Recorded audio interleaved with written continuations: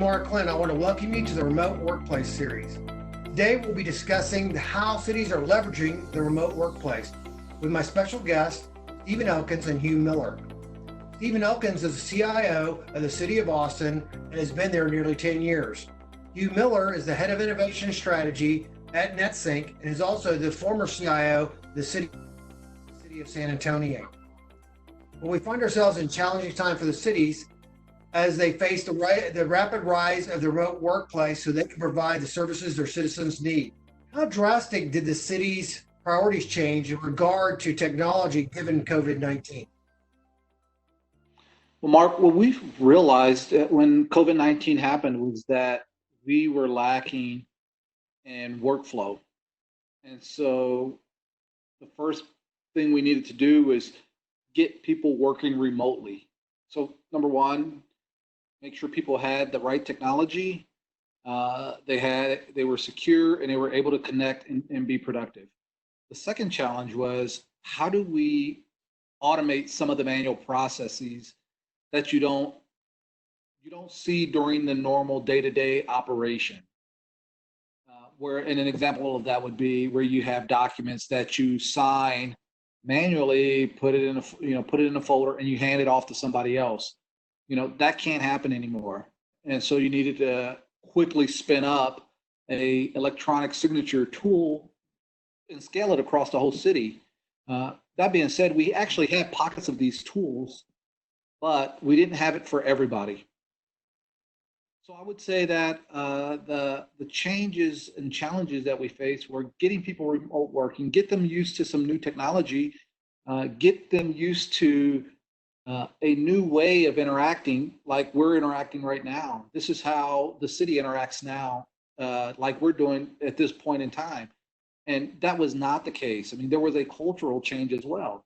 When the city wanted to have meetings in the past, it was a calendar invite. You had to physically show up to a location and have your meetings. And so we had to get people used to using web conferencing as an effective means of having meetings. Yeah, and I'm seeing, there are organizations that had preliminary thoughts on this type of workforce that had tools in place. Most of them, some didn't, which are lagging way behind. But like Steve in Austin and in San Antonio and Dallas and places that we've worked, there was some preparation that had been put in place, and the thought of remote work was already a component of the workplace.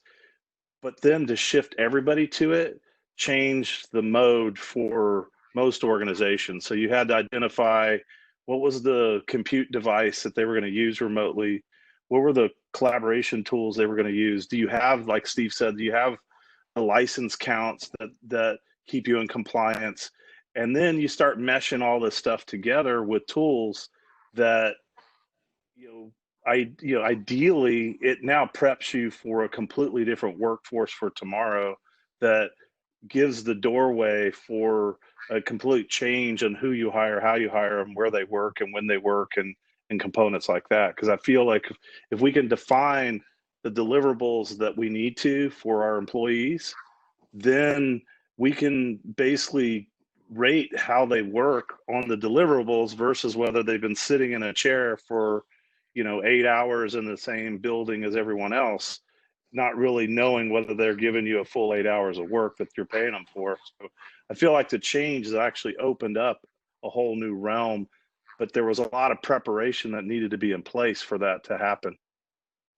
Yeah, it's interesting. It didn't matter if you're talking to public or private sector, the one thing we've heard over and over and over was just the scale of it all, right? The sudden move, the sudden scale created so many challenges, ones that they just didn't anticipate prior. So being able to recover rapidly, plan extremely rapidly, obviously, and get that out there was something that was challenging, not only for the technology groups at these organizations, but also for the people themselves. I would say it was probably less challenging for the technology groups. The technology groups had to spin up everybody else, The challenge for us was the volume, not the tech, but the volume.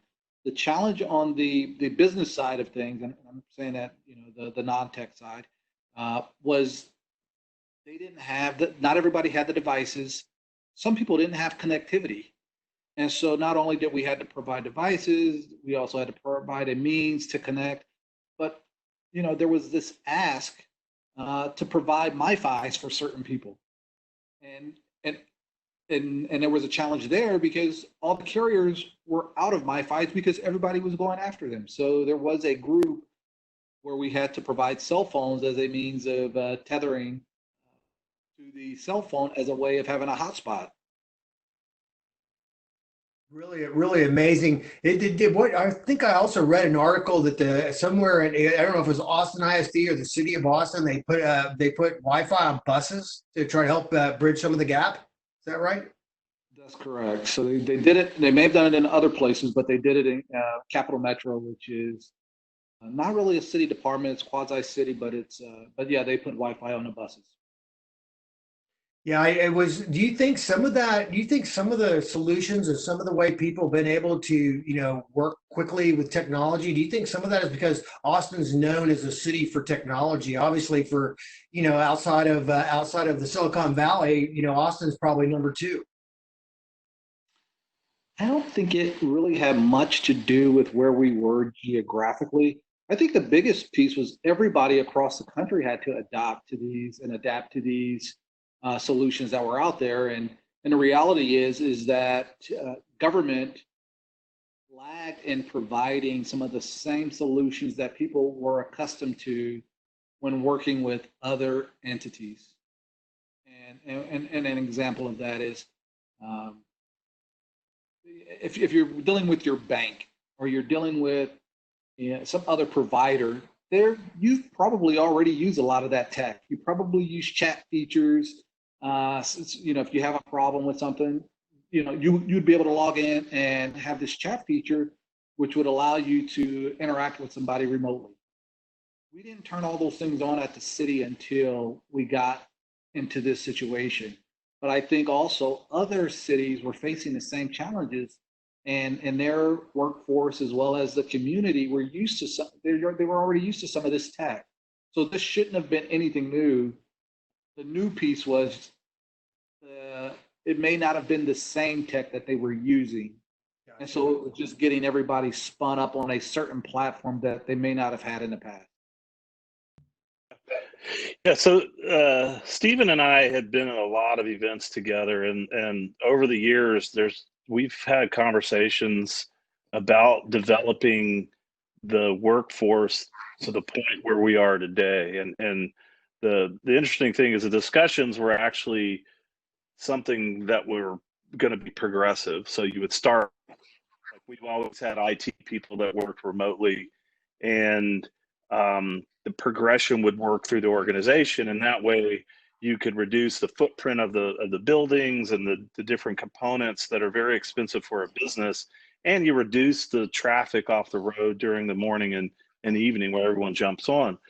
And the difficulty through time has always been typically on the business side, without understanding how to manage the people, manage sort of insurance requirements, HR components, and things like that. So it's very interesting how that conversation was happening, very slowly progressing to this point, and then boom, 95 to 100% of people are all now in this mode that, at some point we're recognizing this, there's a certain percentage that's going to stay.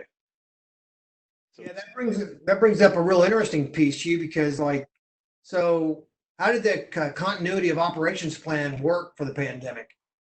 And are there future changes coming? Yeah, so there were two sides to this. There was the IT side of the continuity of operation, which seemed to work well. And then there was the business side of continuity of operation. The city had, each department needed a continuity of operation plan. My guess is that not everybody tested the plan. Hmm. And in turn, when the city made the decision over the weekend that we were going to go remote work, There were departments who did not have infrastructure. There were departments that did not know how to use the tools. And so I think going forward that we are going to be testing these plans. And I'm personally, with my department, will be adding other departments into our test. And so, because it helps us to see how we would respond to somebody else's continuity of operation plan. I think it was an exercise that everybody had to do, is to have an operations plan, but the tests were not, the plans were not tested in an integrated way. I think everybody had a plan that if my building is not functional, I'll just go to another building. It was never that I will go home and work. It was, I'll just go to another building and I will have the IT group spin up computers, and we'll just continue working that way. And again, everybody went home. There was no buildings to go to. And so I think the change that we're going to see in the future is that these plans will be tested, and they will be tested not independently, but with multiple teams. And I'm excited about that, because I don't think this is the last time we're going to go through an exercise like this. One of the interesting things is that as you go through that effort with your organization, I remember in San Antonio, we took a whole year with every department to go through it. One of the hardest things is, what issue are you trying to customize that operation to? And to Stephen's point earlier, very rarely is a scenario where every single, like in San Antonio, we had over 500 buildings that we supported. Very rarely where you get to the point where every single building and every single resource is gone and unavailable to you. And so as you go through those efforts, you identify, here are the things that you anticipate could happen, and you build your response to it, and people think about it.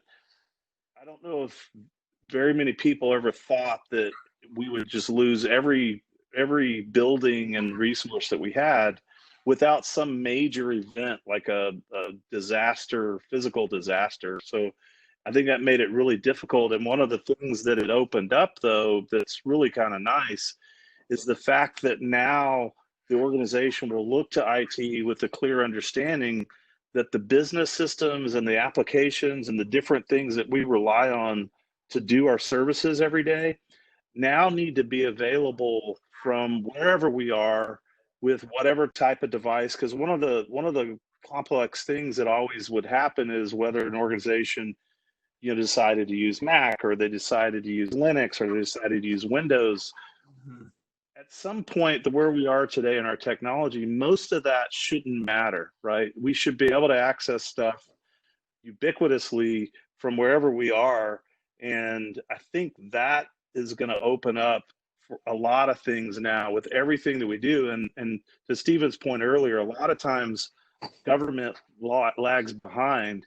But one of the complexities as a CIO that I'm sure Stephen can relate to is many of the systems that a city that's in the top 15 in the US, with the amount of transactions that they do, there are systems out there that are built that can't manage that many transactions. And so not only is the system lagging behind, but the ability for it to be available, like on the cloud or through some alternative way, puts it in a complex thing to try to manage this stuff as a CIO. And I think all this now will open up everybody's mind and eyes to say, that's just a must. It has to be available. And then you start looking at the security components and all the things wrapped around it. Yeah, I was gonna, when you were talking especially that last part, all I could think in my head was, and then they're securing it, right? Securing those services and providing them the way in which they're secure. Stephen, have you seen a lot of challenges around security, or was it really about getting it up and going? It was about getting it up and getting it going. But again, we were using existing technology. When we started this, we didn't go and do anything new or different initially. And the new things we did, we came up with a platform for residents to evaluate whether they needed to be testing, and they could schedule themselves to go get tested. We were using a Salesforce platform that had security built in. We used a chat bot from IBM. So we kind of went with some of the bigger players to ensure security was built in, but for the most part, we were really looking at speed. And I would say maybe not even quality at that point.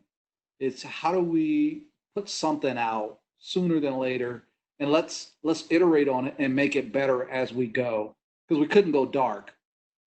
And so speed was the priority. We've been hearing that a lot, haven't we? We have, and to your point earlier, Mark, as we look at this, where we are today, and you look at security wrapped around all this stuff, I mean, never was there a thought that pretty much all of your knowledge workers are going to be at home using their own internet, hopefully on a company's device that you could put some level of security around. But you've now just moved the whole network out into a realm of space that you really had never had any kind of oversight for. And so I think that what also will come out of this is just a complete different thinking of how we're going to do employee and end user device security, and ensure that it's access is available, but yet you're not exposing the organization to unnecessary things that they didn't have before. It's going to be very interesting how we look at that. Stephen, one of the things I wanted to ask you is, based on what has happened, have you had to do any kind of immediate sort of technology, like for example, Dallas had they're doing the assistance for like renters and mortgages, and they came up with an application process with a form that then they wanted to open up a call center that they didn't have capacity for. So they did a very quick effort to get a call center stood up, and various things like that were just sort of completely out of the norm. We kind of shut down. So when we spun up initially, it was really on the city services side. It was really not on the resident side. So we shut down the parks, we shut down, the permitting center. So those kind of services actually kind of stopped while we were trying to figure out how do we get everybody up and running.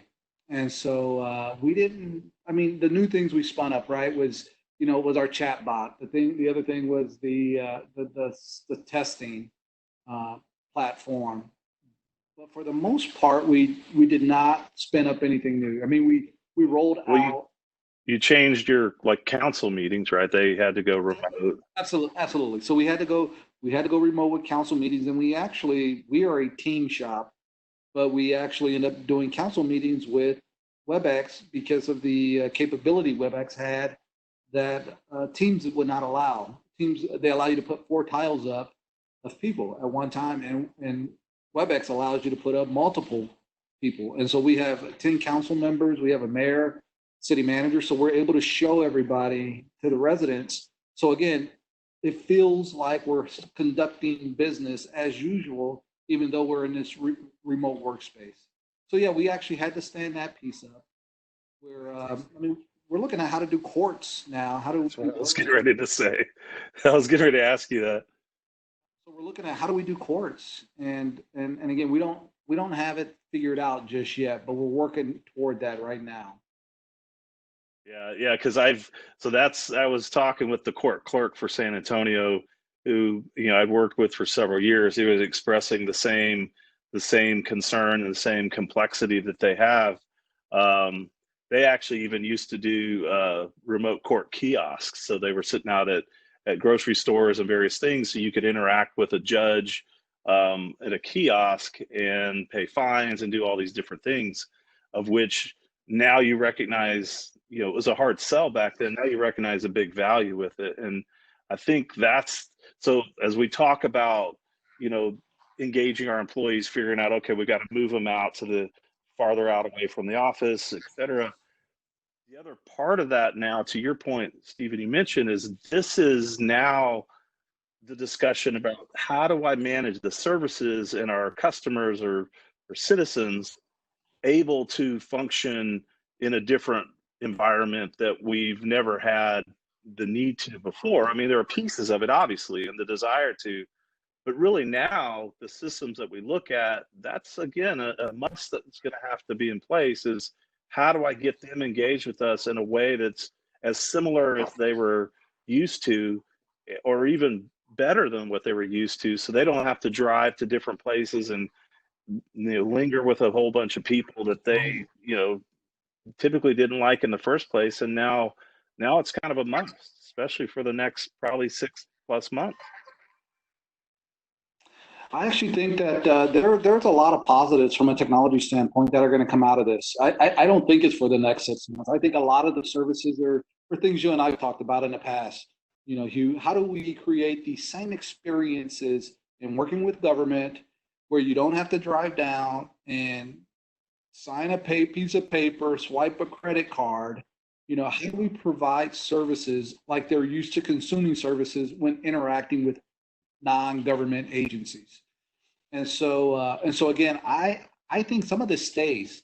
And we gotta, I was on a call today and we were talking about, instead of saying the new normal, we called it the next normal, because this is going to continue to iterate and evolve. And the next normal is going to be, how do we maintain some of these services? And one of the challenges is going to be, how do we get people to come back to work when they've shown productivity, working remote? Right. Yeah, I love that next normal. And I think one of the things when we were prepping for this call, last week, Stephen, you were talking about your use of AI as a technology to help close some of that resource and need gap, to be able to provide these next norm type services. Yeah, Mark, I had been pushing the use of AI for some time at the City of Austin, and the challenges that I always have is we seem to have more work than we have people. And so I always felt that AI was a partial solution to the finite resources we had. And so, but again, everybody was so busy doing the day-to-day operations. We actually did use cases. We identified several use cases where we thought AI would be used. Soon as this event happened, we spun up a chat bot immediately. And that was to start answering questions, because there were a lot of questions about what's going on with COVID. People could go to the CDC or they could go to some other place, but if they landed on the Austin page, we wanted to make sure that they could ask questions and get a response back on what was happening with COVID. And we want to link that to other things. And so it's almost a one-stop shop for COVID. If you want to get tested, you go through that same chat bot and says, hey, I got these symptoms. And it would say, you need to be tested, and here's where you would go. We haven't made that connection today, but that's where I want to get to. I want to have it as easy as possible for the residents to interact with us at the City of Austin. But again, I just, as much as I was pushing the use of AI at the city, this thing happened and we spun it up immediately. That was one of the first things we spun up. And we were seeing a lot of success with the number of users who are accessing the chatbot. Stephen, Go ahead, Hugh. I was going to say, one of the things, as you look at your environment, and really it's compounded throughout the rest of the world, but right now you look at the cities where services are at the highest need, right? Where these things are happening, city services are very highly needed. Yet when you start listening to the chief financial officers and the city managers and the mayors, their budgets and the income and their everything is on a massive decline, with a very deep concern with the ability to actually provide these services. So it seems to me that what's going to happen is there's going to be a typically wanted burden put on the CIOs to come up with very creative ways to look at the services and work with the leadership to come up with ways to deliver those services in a different way that infuses more technology, but with the end of it, the intent of reducing the cost of delivering that service. And I think up until this happened, the expectation from the citizens was a specific way to receive that service, and a lot of it, was in, face to face and all these other different mechanisms, which now it's clear that that's going to be a different expectation. And kind of talk about, from your point, sort of what you're seeing, that the burden put it on you, plus advice to the other CIOs out there that are going to be watching this. So you're right. Where we are having these conversations about the financial impact of the COVID-19 to the city as a whole. I don't think Austin is unique by any means than any other cities. I think everybody is feeling the financial impact. So one of the things we're actually going to look at is really getting a handle on our portfolio. How many different tool sets are we supporting, and why are we supporting? Why do we have 10 BI tools, and why do we have 20 of case management tools? And so we're really going to spend a lot of time figuring out how do we shrink our portfolio and in turn shrink our cost. But then to where you were going, Hugh, is and how do we start to deliver technology solutions that's going to meet the next normal, right? One of the things we're looking at is how do we not only manage our employees coming into the office, but how do we manage vendors and visitors coming into the office? And so we're going to be looking at some queuing software, so that you, just like you sign up to take your COVID-19 test, you may sign up for a time slot for a specific facility, and so again we can manage it that way. But again, right now the focus is on I think reducing the portfolio. A lot of the businesses, they're still not. They haven't come to us just yet with ideals on what the new normal or what the next normal looks like for them. But I do expect that to happen, and we're gonna respond, and we're gonna be ready for that. And I mean, it's actually, it's a good time for CIOs. That I tell you, every city call I'm on, there's always a thank you to the IT group for something we did, either it's with the health department, the emergency management department, or whatever department, we've responded in a quick fashion, and it feels like it's the right solutions for the right time. Yeah, which is interesting, because prior to that, we typically didn't get much in the kudos, realm, so that's nice to hear. Yeah, it's interesting. So Hugh kind of led me to really right into the last question I had, when that was, given what the two of you have seen, and what advice would you give or share with other community leaders in other communities on how to be prepared for the next issue or disaster? Because I think we're all three in agreement that we're going to see something again. Yeah, I mean, so some of the things we talked about, I would say, make sure you test COOP plans, and not just your COOP, because that's what we did. We tested the IT COOP plan. We were ready.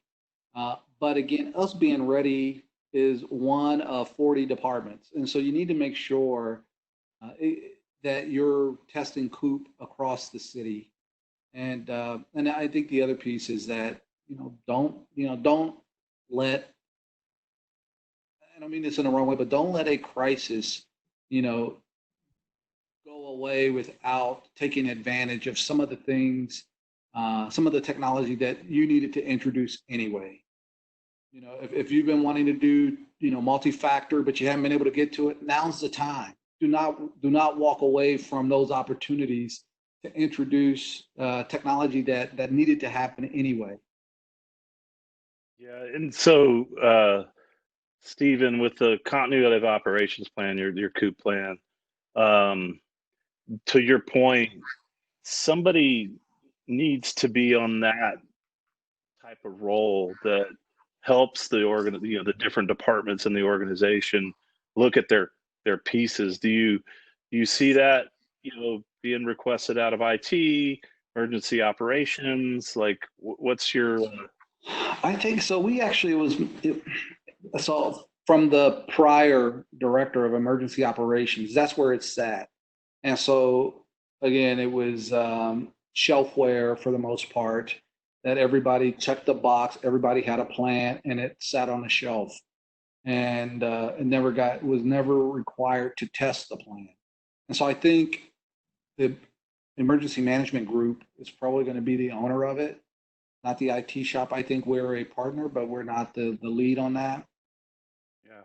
Yeah, it's interesting you say that. Like in San Antonio, it got punted over to me, specifically in the Chief Information Security Office's space. So it was in collaboration with emergency operations, but actually owned by the CISO office, who then had a 6 month and a 12 month cycle to regroup with everybody to do that work. I don't know if there's a clear, definitive place that it should reside, but to your point earlier, Stephen, it needs to be looked at. Like somebody needs to, even if it stays in every department, that there's someone in the department that does the looking at it.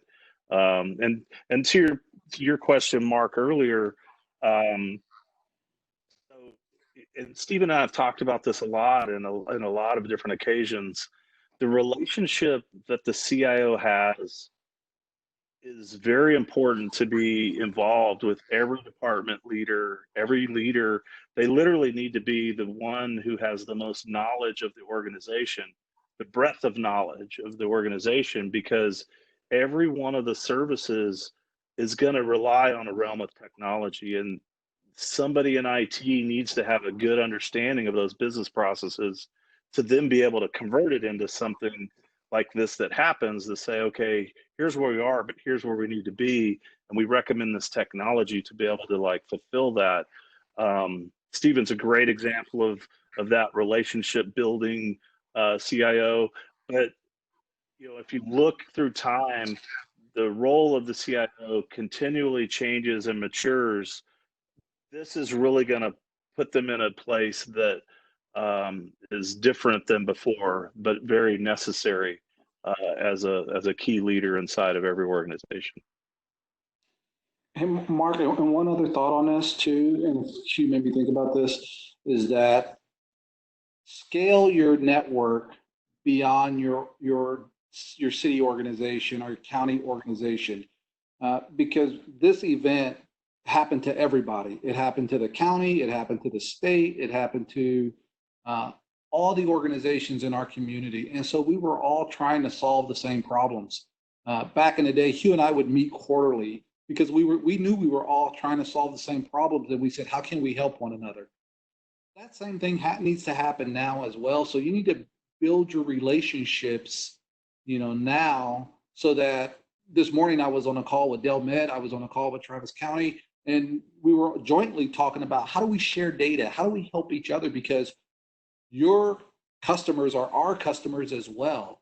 And why do we need to solve that problem independently versus inclusively? Yeah, and to your point, it ventures even into school districts and other traditional services, that there's the exposure of where we are today, especially with like broadband access and various things like, Austin's of a very, big benefit that, you have the greater Austin area telecommunications fiber network that gives you the avenue to do collaboration with, potential broadband, et cetera. A lot of places don't have that, but the idea should be that they're all coming together because, to your point, it's the same people you're getting the money for and that you're spending the money for. There needs to be this collaboration to make sure that you're getting the best value out of everything, and that that solution that you're building is for that whole group of people. Yeah, it's interesting. Good. There's two universities that we're working with right now that don't like each other in the sports arena. but from a technology and administration perspective, they share a lot more than people would think or realize, right? And one of the things they're sharing is planning on what if this happens again. Can we merge our buying power? Can we introduce new technologies and share those? Really interesting pieces. There's been some really amazing insights. And I think, Stephen, you touched on that to what are the next steps? What is the next norm? And how can we prepare and identify for the things that will help us prepare for that and make sure that we give those services in a way that you truly befit our citizens and the investment that everyone makes with taxes, et cetera. Gentlemen, I know we could probably talk about this all day. I really, really appreciate your time. It's been fascinating. I'm sure the audience will find it fascinating, but Stephen and Hugh, I'd really like to thank both of you for joining me today. Thank you, Mark. Yeah, thank you, Mark. Yeah, good times. Good seeing you, Hugh. Yeah, good to see you, Stephen. Yeah.